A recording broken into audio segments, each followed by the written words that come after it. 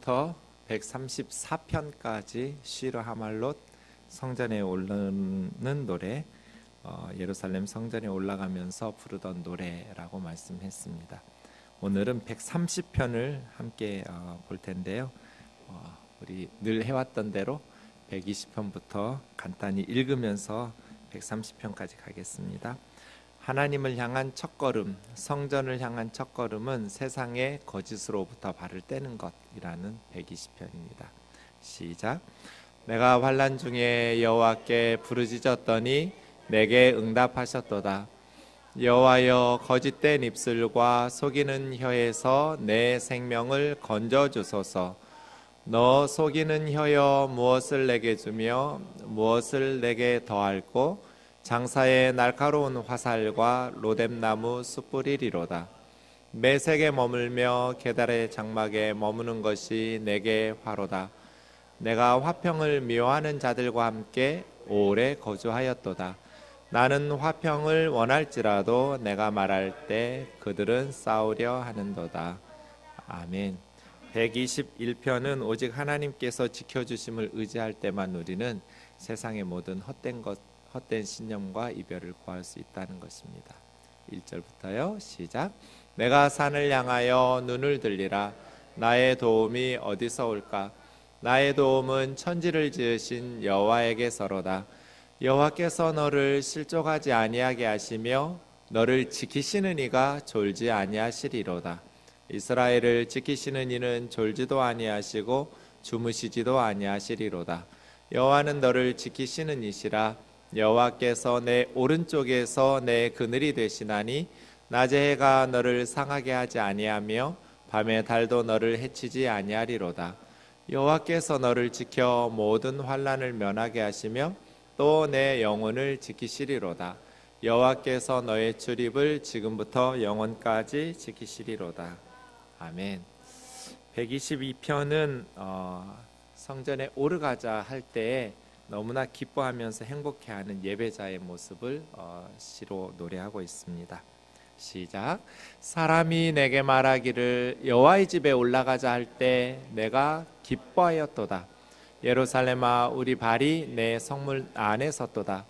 예루살렘아, 너는 잘 짜여진 성읍과 같이 건설되었도다.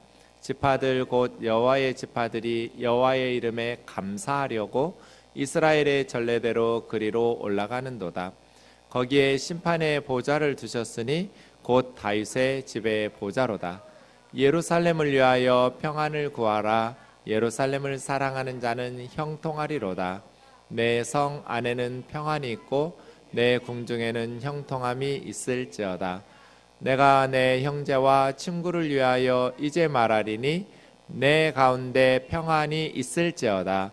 여호와 우리 하나님의 집을 위하여 내가 너를 위하여 복을 구하리로다. 아멘. 시편 123편은 참 가슴 아픈 시인데요. 하나님 앞에 도와달라는 말도 하지 못하고 또 원수들에게 고통을 받으면서도 원수 갚아달라는 말도 못한 채 단지 은혜를 베풀어 주시고 은혜를 베풀어 달라고 하나님 앞에 기다리는 그런 시입니다. 123편이요. 시작. 하늘에 계시는 주여, 내가 눈을 들어 주께 향하나이다. 상전의 손을 바라보는 종들의 눈같이, 여주인의 손을 바라보는 여종의 눈같이 우리의 눈이 여호와 우리 하나님을 바라보며 우리에게 은혜 베풀어 주시기를 기다리나이다.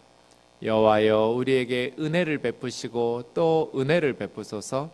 심한 멸시가 우리에게 넘치나이다. 안일한 자의 조소와 교만한 자의 멸시가 우리 영혼에 넘치나이다. 아멘.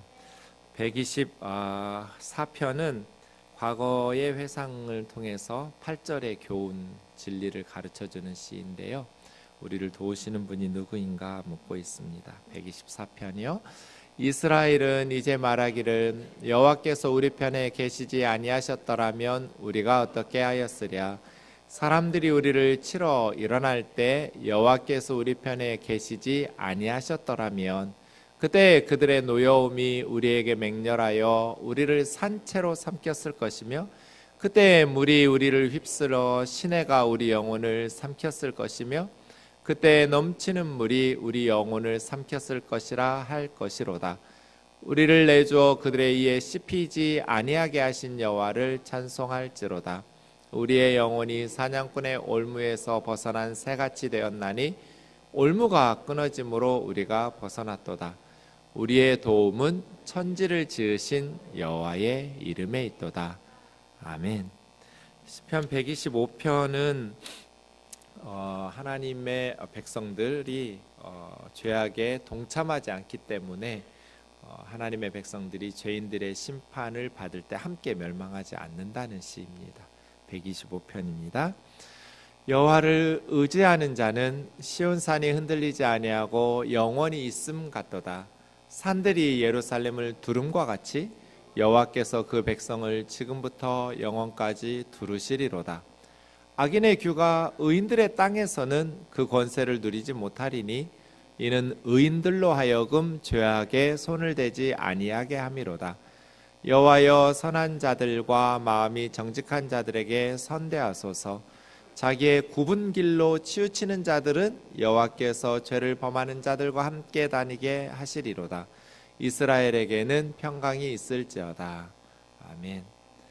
126편은 울더라도 씨앗을 뿌려야만 열매를 거둘 수 있는, 이스라엘이 바벨론 포로지에서 돌아온 후에 그 황폐한 상황 속에서 눈물을 흘리면서 함께 하나님 앞에 기도했던 시입니다. 여호와께서 시온의 포로를 돌려보내실 때 우리는 꿈꾸는 것 같았도다. 그때 우리 입에는 웃음이 가득하고 우리 혀에는 찬양이 찼었도다. 그때 문 나라 가운데서 말하기를 여호와께서 그들을 위하여 큰 일을 행하셨다 하였도다. 여호와께서 우리를 위하여 큰 일을 행하셨으니 우리는 기쁘도다. 여호와여, 우리의 포로를 남방 시내들 같이 돌려보내소서. 눈물을 흘리며 씨를 뿌리는 자는 기쁨으로 거두리로다.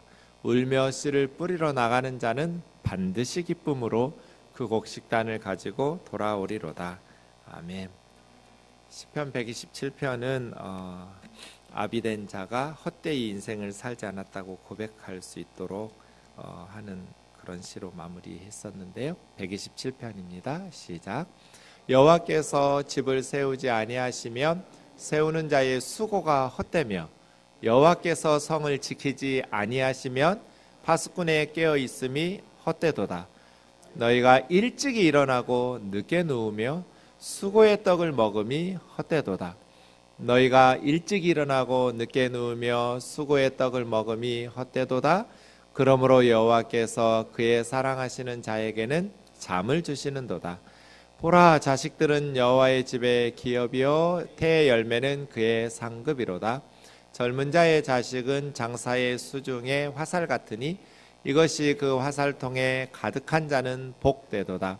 그들이 성문에서 그들의 원수와 담판할 때 수치를 당하지 아니하리로다. 아멘. 128편은 주님께서 우리에게 온 것이 생명을 얻게 하고 풍성히 얻게 하려는 것이라는 말씀으로 이야기했습니다. 참 행복한 시입니다. 시작. 여호와를 경외하며 그의 길을 걷는 자마다 복이 있도다. 내가 내 손이 수고한 대로 먹을 것이라. 내가 복되고 형통하리로다. 내 집 안방에 있는 내 아내는 결실한 포도나무 같으며 내 식탁에 둘러앉은 자식들은 어린 감람나무 같으리로다. 여호와를 경외하는 자는 이같이 복을 얻으리로다. 여호와께서 시온에서 내게 복을 주실지어다. 너는 평생에 예루살렘의 번영을 보며 내 자식의 자식을 볼지어다. 이스라엘에게 평강이 있을지로다. 아멘. 우리 지난번 129편을 보았는데요. 세상에서는 때로 진리의 편에 서고 정의의 편에 선 사람들이 고통받는 일이 많지요. 악인들이 오히려 형통할 때가 많습니다. 하지만 그 악인이 형통을 누리는 것 같지만 지붕 위의 풀과 같이 곧 마른다는 것, 그들의 끝이 하나님의 심판이라는 것을 깨우쳐주는 시입니다. 129편입니다. 이스라엘은 이제 말하기를 그들이 내가 어릴 때부터 여러 번 나를 괴롭혔도다. 그들이 내가 어릴 때부터 여러 번 나를 괴롭혔으나 나를 이기지 못하였도다. 바까는 자들이 내 등을 갈아 그 고랑을 길게 지었도다. 여호와께서는 의로우사 악인들의 줄을 끊으셨도다. 무릇 시온을 미워하는 자들은 수치를 당하여 물러갈지어다. 그들은 지붕의 풀과 같을지어다. 그것은 자라기 전에 마르는 것이라. 이런 것은 베는 자의 손과 묶는 자의 품에 차지 아니하나니 지나가는 자들도 여호와의 복이 너희에게 있을지어다 하거나 우리가 여호와의 이름으로 너희를 축복한다 하지 아니하느니라. 아멘. 오늘 우리 함께 묵상할 시편 130편 말씀 함께 읽어볼 텐데요. 이 시가 어떤 시일지 같이 생각하면서 읽어보면 좋겠습니다. 시작. 여호와여, 내가 깊은 곳에서 주께 부르짖었나이다. 주여, 내 소리를 들으시며 나의 부르짖는 소리에 귀를 기울이소서. 여호와여, 주께서 죄악을 지켜보실진데 주여, 누가 서리이까?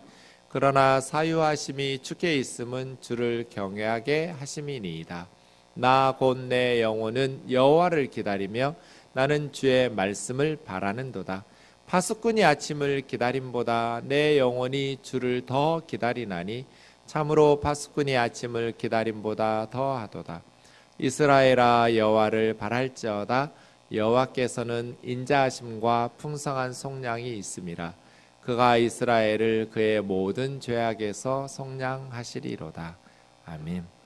시편 130편은 많은 믿음의 선배들을 감동시켰던 시입니다.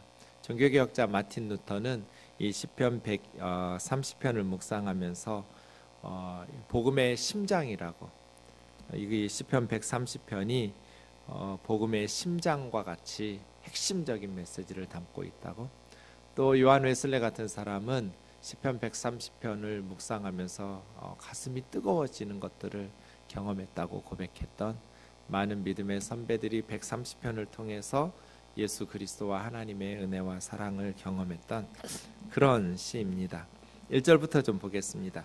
자세히 보시면 1절에서 여호와여 하고 부르고 있습니다. 3절에서도 여호와여.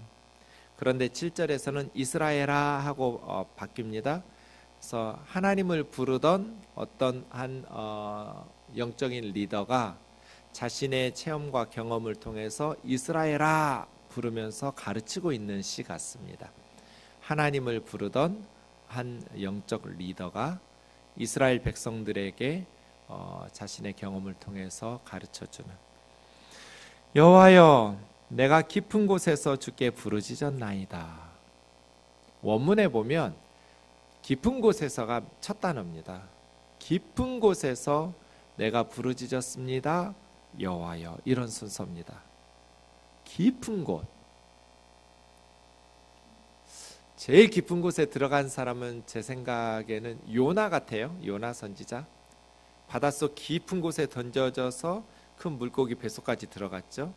그래서 요나서 2장 3절에 보면 주께서 나를 깊음 속 바다 가운데에 던지셨으므로 큰 물이 나를 덮었다. 이렇게 요나가 고백하고 있는데요. 요나도 물고기 뱃속에서 깊은 바닷속에 빠져 들어갔던 것들. 이 영적인 리더가 깊은 곳에서 부르짖었어요. 그러니까 하나님 앞에 부르짖는 거죠. 사람 살려 하면서 부르짖어도 사람들은 들을 수 없는 곳, 깊은 곳이에요. 하나님만 들으실 수 있는 곳. 그래서 주께 부르짖었어요. 여호와여, 내가 깊은 곳에서 주님께, 누구도 도울 수가 없어요. 어떤 사람도 나를 도와줄 수가 없고, 나를 그 깊은 곳에서, 죽음의 곳이죠, 그 사망의 구렁텅이에서 끌어올려줄 수가 없는 깊은 곳이에요. 절망이죠. 더 이상 살아날 가망성이 없는 깊은 곳을 체험했어요.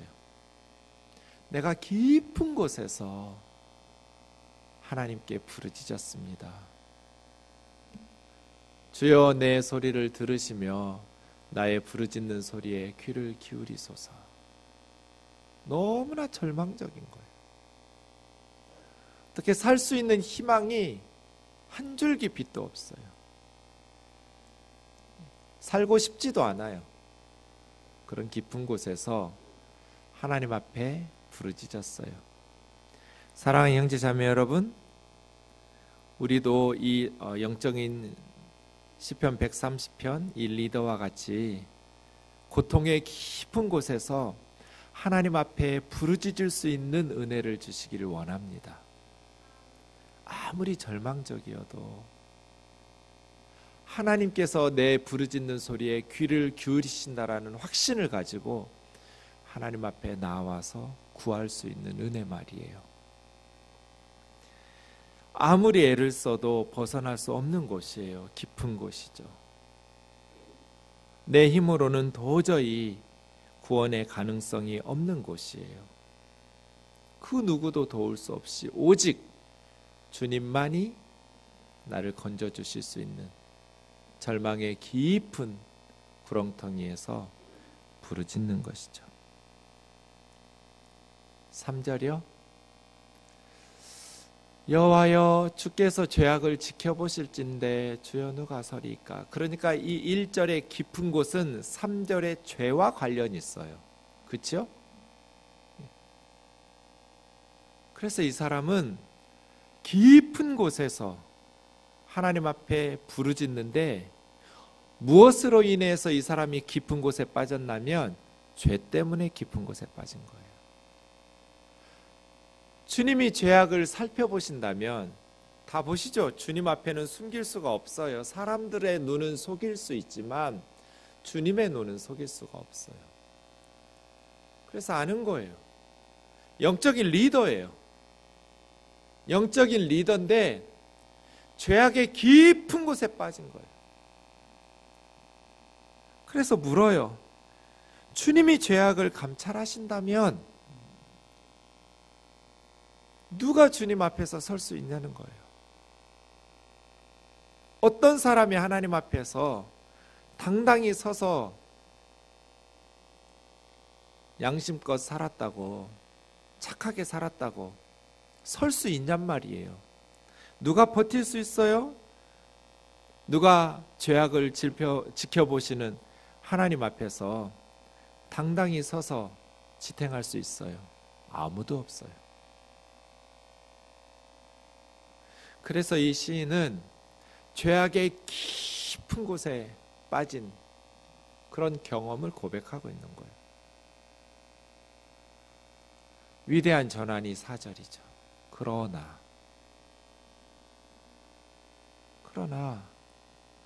사유하심이 주님께 있습니다. 사유하심, 용서하심. 원문의 이 단어는 성경에 딱 3번 쓰였어요. 여기 시편 130편 4절에 한 번 쓰였고, 다니엘 9장 9절에 한 번 쓰였고, 느헤미야 9장 17절에 한 번 쓰였어요. 다 용서하심으로 쓰였어요. 사유하심. 용서하심이 누구에게 있어요? 하나님께 있어요. 세상의 종교들은 용서하심이 누구에게 있어요? 나에게 있어요.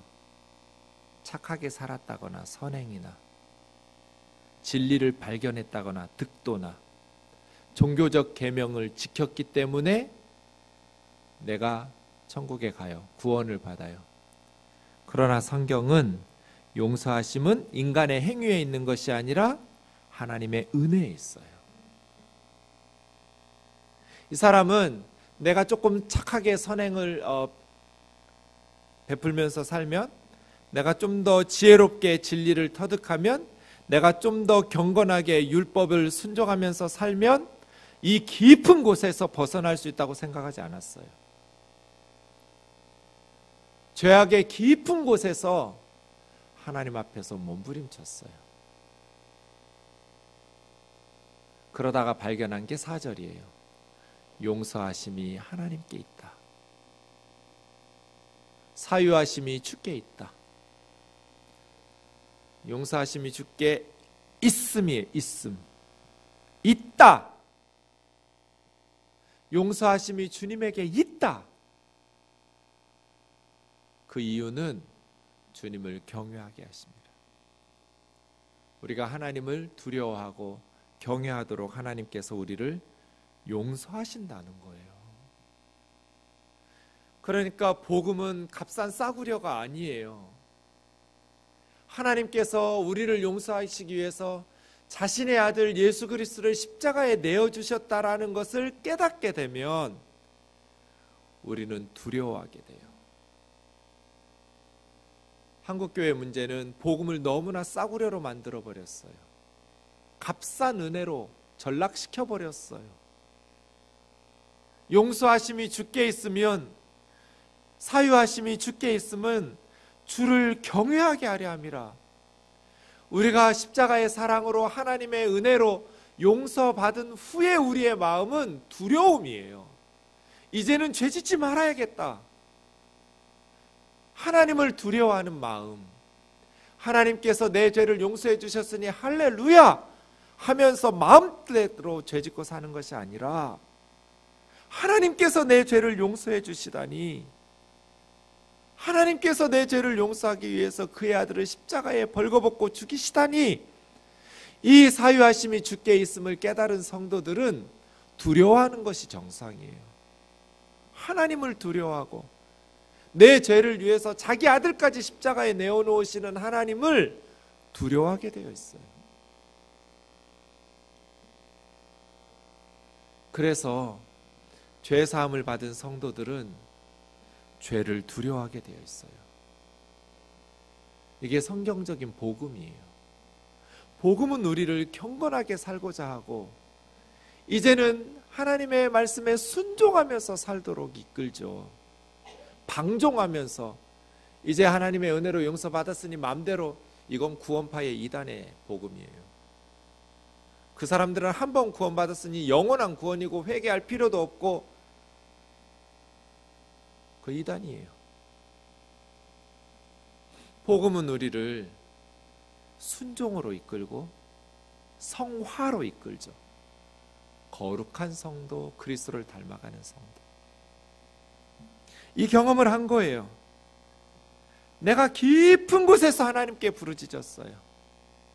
죄악에 깊이 빠져서, 죄악의 깊은 곳에서 하나님 앞에 부르짖으면서 하나님께서 죄를 감찰하시고 살피시는데 누가 하나님 앞에 능히 설 수 있는가? 아무도 없다. 그러나 하나님에게 용서하심이 있다. 시편 130편 저자는 예수님의 십자가를 경험한 신약시대의 성도가 아니에요.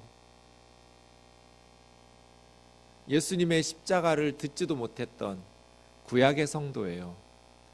그런데 사유하심이 자신의 행위에 있지 않고 할례나 율법의 지킴에 있지 않고 선행이나 종교적 계명을 지킴에 있지 않고 하나님의 은혜에 있다라는 것을 깨달았어요. 용서하심이 하나님에게 있다. 이것은 하나님을 경외하게 하도록. 좀 더 읽어보죠. 5절 6절까지요. 같이요. 시작. 나 곧 내 영혼은 여호와를 기다리며 나는 주의 말씀을 바라는도다. 파수꾼이 아침을 기다림보다 내 영혼이 주를 더 기다리나니 참으로 파수꾼이 아침을 기다림보다 더하도다. 파수꾼은 성을 지키는, 자기가 잠들면 나라 망해요. 고대에는 계속 전쟁이 빈번했으니까요. 파수꾼의 역할이 얼마나 중요해요? 그런데 이 파수꾼은 밤이 두려워요. 원수들이 밝은 대낮에 공격 안 할 거잖아요. 잠들 때, 6.25도 밤에 새벽에 깜깜할 때 갑자기. 그러니 파수꾼은 캄캄한 밤이 지나가기를, 밝은 아침이 밝아오기를 간절히 기다리죠. 빨리 아침이 되기를, 이 밤이 무사히 지나가기를. 그러나 아침은 반드시 오죠. 파수꾼이 아침을 기다리는 것처럼, 아니 파수꾼이 아침을, 밝은 아침이 되기를 기다리는 것보다 내 영혼은 주님을 더 기다린다. 정말로 파수꾼이 아침을 기다림보다 더 기다린다. 그런데 기다리는 게 5절에 보면 두 가지예요.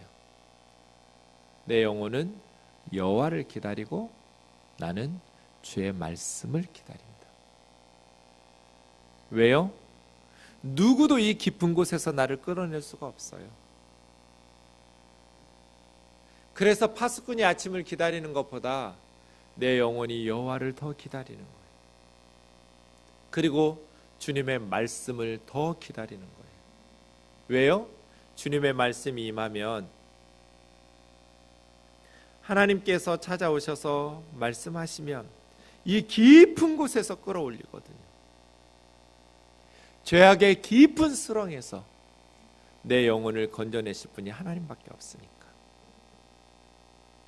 사랑하는 자매 형제 여러분, 우리도 이 시편 130편의 영적인 리더처럼 하나님을 기다리고 하나님의 말씀을 사모할 수 있기를 주의 이름으로 축원합니다.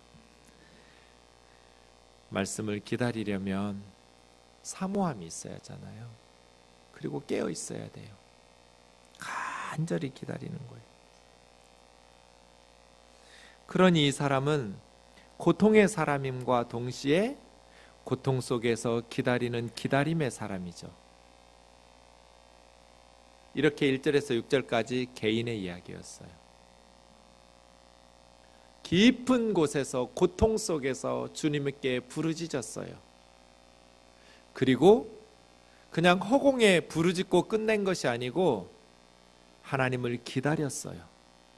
하나님이 나의 부르짖음을 들으시고 말씀으로 나에게 찾아와서 한마디만 하시면 내 영혼이 이 깊은 수렁에서 벗어날 수 있다는 확신을 가지고 파수꾼이 아침을 기다리는 것보다 더 간절한 마음으로 하나님을 기다렸어요.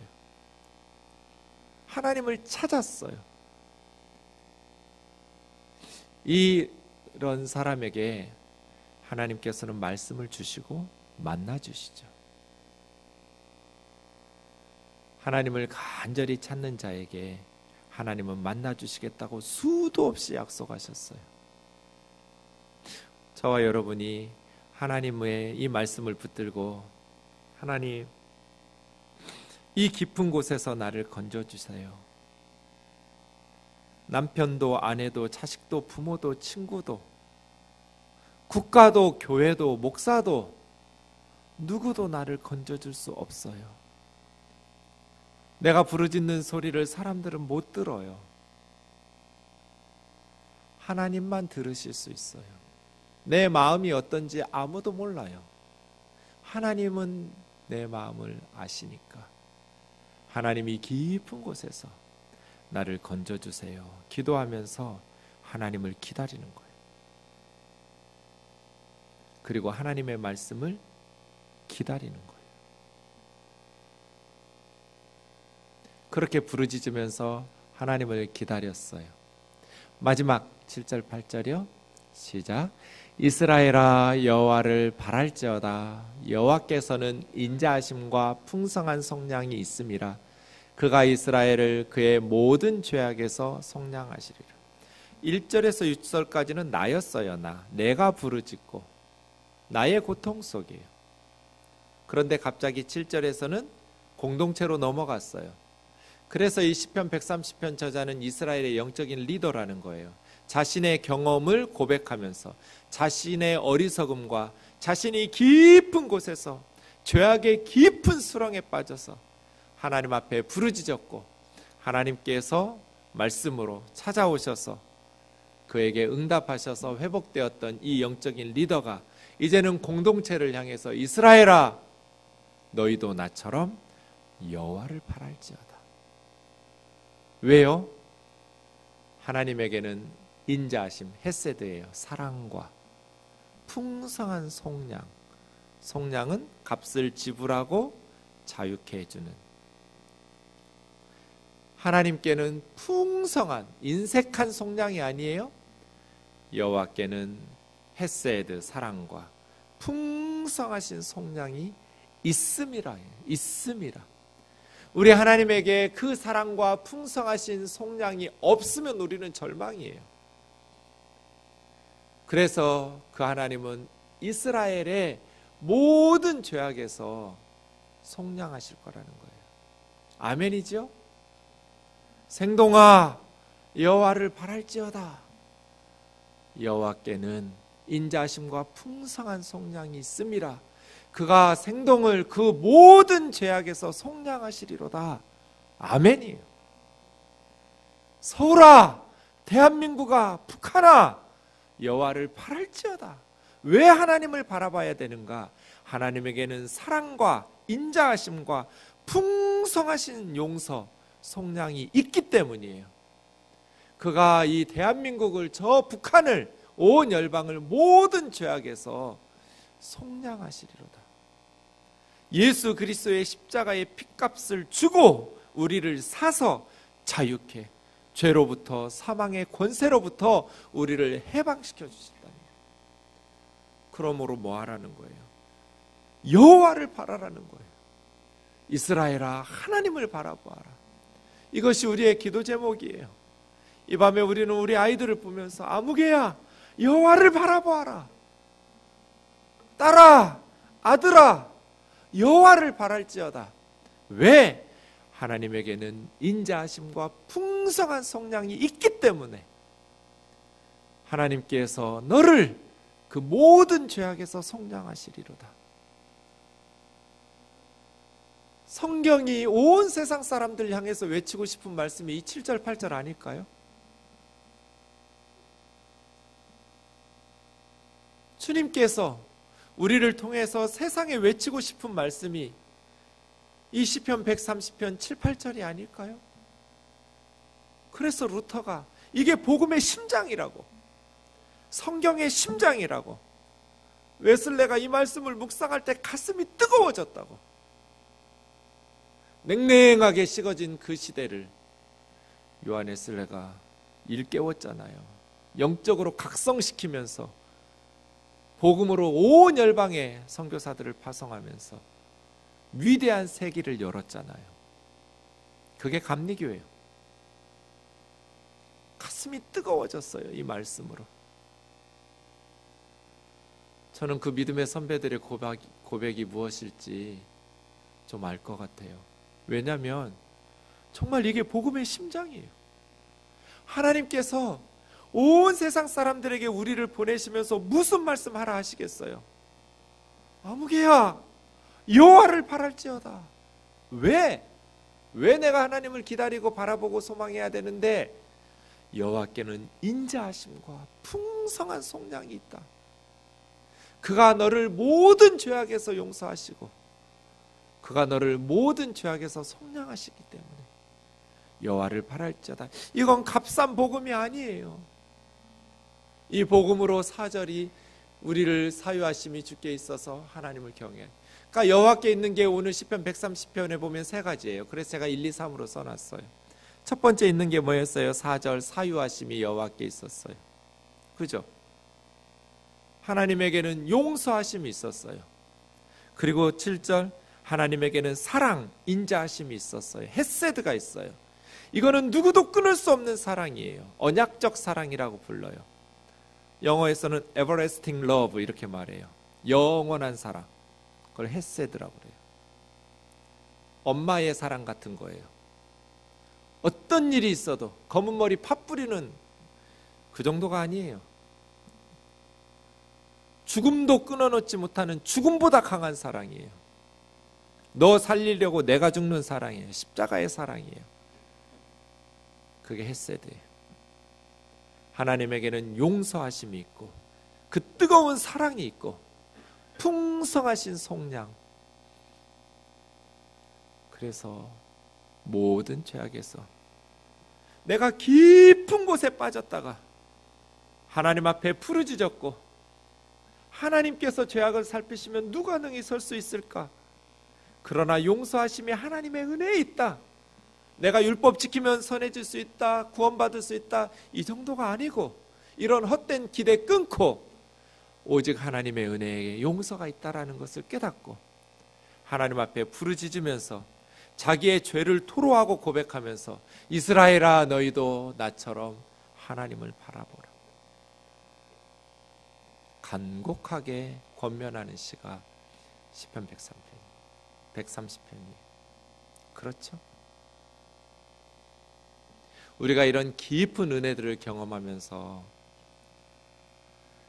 영적인 사역을 잘 감당할 수 있기를 원합니다. 거룩한 척, 경건한 척 하지 않았어요. 자신의 연약함, 깊은 곳에서 죄악으로 말미암은 그 깊은 고뇌 속에서 하나님을 기다리고 하나님의 말씀을 기다리다가 회복된 영적인 리더가 자기 경험으로 주님 앞에 부르짖었어요. 그래서 더 가슴에 와닿았을 것 같아요. 제가 신대원 3학년 때 제가 다녔던 대학의 CCC 홈커밍 데이에 모임에 갔어요. 1년에 한 번씩 연말에 선배들을 초대해요. 그래서 1년 동안 CCC 사역을 소개하기도 하고 같이 기도하는 그런 의미 있는 시간을 보내는데, 제가 졸업하고 바로 못 갔어요. 일정들이 맞지 않아서. 근데 이제 3년 만에 갔어요.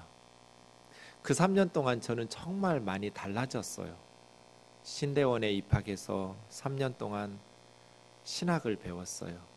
날마다 예배를 드리고 기도를 하고 교회에서 전도사로 사역을 하고 3년 만에 선후배들 만나러 모임에 갔는데, 저는 그때 한 달에 43만 원 벌었거든요, 교회에서. 근데 내 친구들은 수백만 원씩 벌잖아요. 신학교에서는 몰랐어요. 다 43만 원은 아니어도 뭐 도찐개찐이잖아요, 교육전도사 사례비가. 큰 교회 전도사나 저처럼 뭐 중형교회 전도사나 작은 교회 전도사나 뭐 목에 힘줄 게 하나도 없어요. 자기가 담임 목사 아니니까. 다 그만하게. 그래 몰랐어요. 근데 저는 일반 대학을 나왔기 때문에 저 빼고는 대부분 다 좋은 직장에 다니고 너무나 잘 사는 거예요. 그러니까 제 마음속에 그 친구들을 이렇게 정죄하는 마음이 생기는 거예요. 너희들이 나처럼 새벽 기도를 다니겠냐, 금요 철야를 하겠냐, 아유 이 돈이나 벌기 위해서 애쓰는 것들, 세상이 그렇게 좋냐, 막 이래가면서 입으로 말하진 않았지만 마음속으로.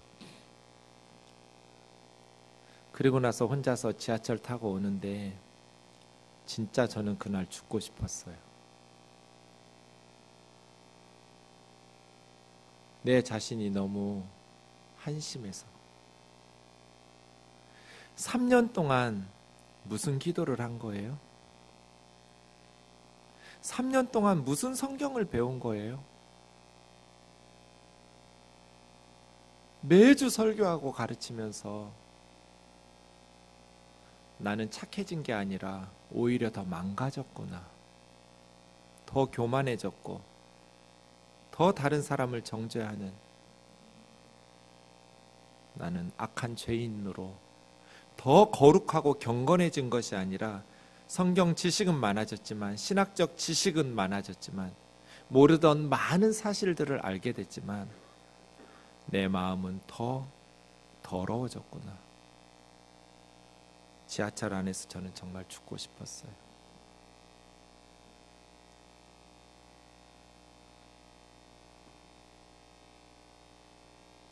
그런 경험들을 늘 해요. 내가 참 죄인이구나. 깊은 곳에서 부르짖어요. 서너 달 된 것 같아요. 요즘 저의 고민은 그거예요. 집에 가면 자꾸 핸드폰을 보는 거예요. 지금 제가 핸드폰 볼 때가 아니잖아요. 두 교회를 통합해 놓고 더 기도하고 말씀을 연구해야 될 때지,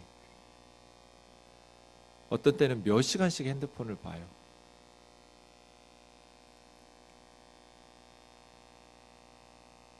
근데 이걸 못 끊겠는 거예요. 중독된 것 같아요. 머릿속으로는 오늘은 집에 가면 얼른 씻고 자고 기도하고 말씀 보고 책을 읽고, 그게 안 돼요. 그래서 급기야 극단적 처방을 내렸어요. 집에 가면 아무것도 안 하고 바로 자기로. 요즘은 바로 자요. 집에 가면 딱 씻고 자요. 잠이 잘 안 와요. 근데 그냥 자요. 그래서 새벽에 일어나서 교회를 나와요. 요즘 저는 3시에 출근해요. 새벽에. 저 지금 기도해야 하잖아요. 교회 통합해놓고 뭐 하자는 거예요? 말씀 연구해야 하잖아요. 성도들이 더 늘어났으니, 돌봐야 될 영혼들이 많으니, 목사인 제가 기도해야 하잖아요. 아무짝에 쓸모없는 그 바보 상자 보고 있으면 어쩌자는 거예요. 근데 안 되더라고요.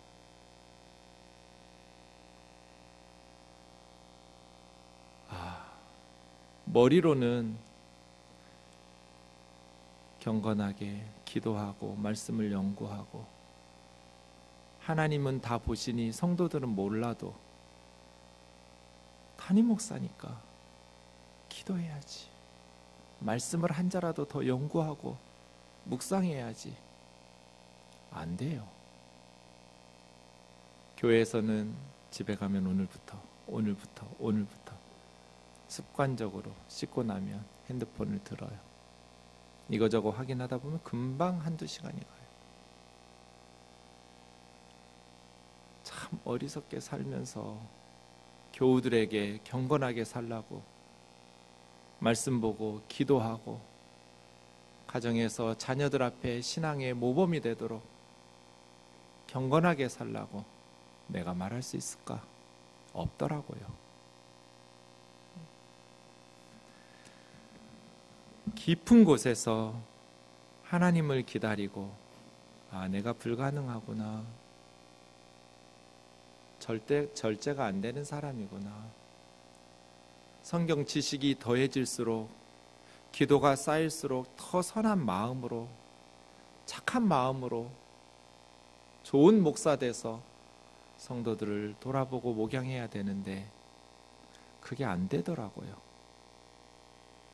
겉으로는 경건한 척하고 강대상에 설 때는 거룩한 목사인 것처럼 보이는데 내 삶 속에서는 너무나 부끄럽더라고요.